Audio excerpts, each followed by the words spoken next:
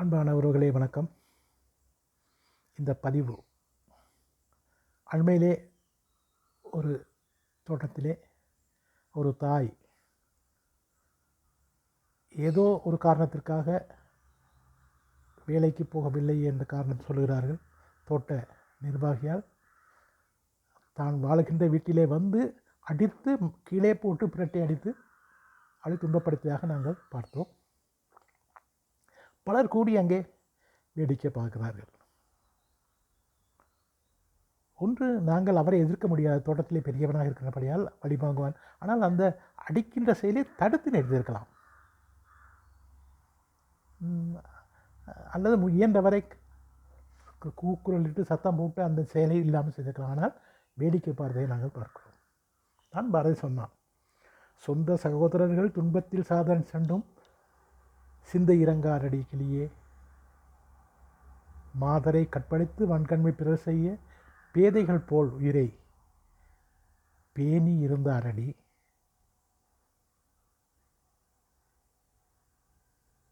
வாழ்வு பெரிதென்றெண்ணி மானம் சிறிதென்றெண்ணி வாழும் மாந்தர் என்று சொன்ன பாரதி அதே தமிழர்கள். பொதுவாக இந்தியாவிலிருந்து வந்த இந்தியாவில் அமைச்சர்கள் தான் தோட்டங்களில் இருக்கிறார்கள் என்பதற்கு நாங்கள் எல்லோரும் வெளிப்படையாக பார்த்தோம். இதிலே தோட்ட தொழிற்சங்கங்களும் அதற்கு பதிவு கூற வேண்டும். அவர்களுக்கு படிப்பித்து விடுதலை உணர்வு போன்றவற்றை சொல்லிக் கொடுக்கவில்லை. அந்த தோட்டங்களிலே சென்று பலவாறு தோட்ட மக்களை விழிப்புணர்வூட்டுகின்றவர்கள் என்று சொல்லுகின்றவர்கள் கூட என்ன செய்தார்கள் என்பது இதாக இருக்கிறது. இது பொதுவாக மலையக சமூகத்திலே ஊறிப்போன ஒரு செயலாக இருக்கும். வடக்கு கிழக்கு மக்களைப் போல நாங்கள் ஆயுதமின்றி போட சொல்லவில்லை. உங்களை பாதுகாப்பதற்காக ஒரு சமூகத்துக்காக ஏதாவது செய்யுங்கள் என்று சொல்கின்ற பொழுது தான். இது படித்தவர்கள் மட்டும், படிக்காதவர்கள் மட்டுமல்ல, படித்தவர்களிடத்திலுமே அதே செயற்பாடை நாங்கள் பார்க்கிறோம். நான் கூட 1970 ஆசிரியர் நியமனம் பெற்றேன். 1980 கண்டியிலே ஒரு பாடசாலையிலே அதிபராக வந்தேன். அங்கே ஒரு அதிகாரியோட அடுக்குமுறை, ஆசிரியர்கள் அதிபர்கள் அவரும் அவர் காலடியிலே அவர் சொல்வதை கேட்டுக்கொண்டார்கள். ஆனால் பிறவியிலேயே எமது தந்தை ஊட்டிய விடுதலை குணம் போராடினோம். ஆகவே சில விடயங்களை அவருக்கு நான் முரண்பட்டு அவருடன் நேரடியாக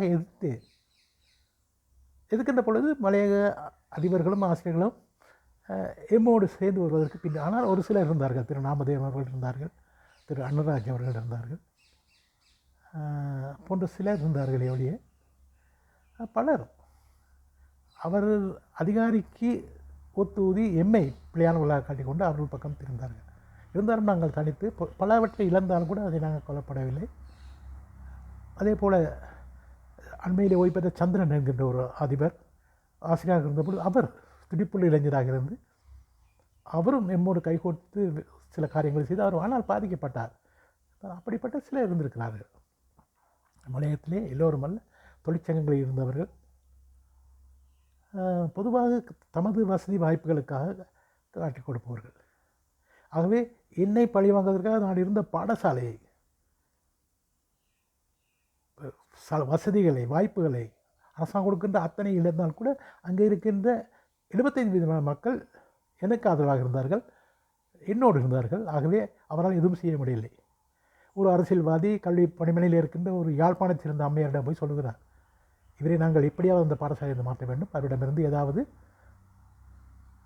நிதி சம்பந்தமான குற்றச்சாட்டை தேடிப்பிடித்தார், உங்களுக்கு நாங்கள் பதவி உயர்த்துறோம் என்று சொன்னார். ஆனால் அந்த அம்மையார், பொதுவாக வடகிழக்கில் இருந்தவர்களை நான் சொல்கிறேன், நேர்மையானவராக சமூக மற்றும் தமது கண்ணியத்திலே உற்றிருந்தார். அவர் உடனே சொன்னார், தம்பி, உனக்கு இவ்வாறான செயற்பாடு இருக்குன்னா, ஆகவே நீ இந்த கவனமாக இருக்க வேண்டும், உனது கடமையில் ஒழுங்காக செய்யணும்னு சொல்லி எனக்கு அறிவுறுத்தினால் ஆனால் நாங்கள் பலகாக இருந்தோம். அசோகம் போய் சொன்னார், அவரிடத்தில் எந்த விதமான குறைபாடும் இல்லை, சிறப்பாக செய்தார், ஏமாலும் செய்ய முடியாது என்று.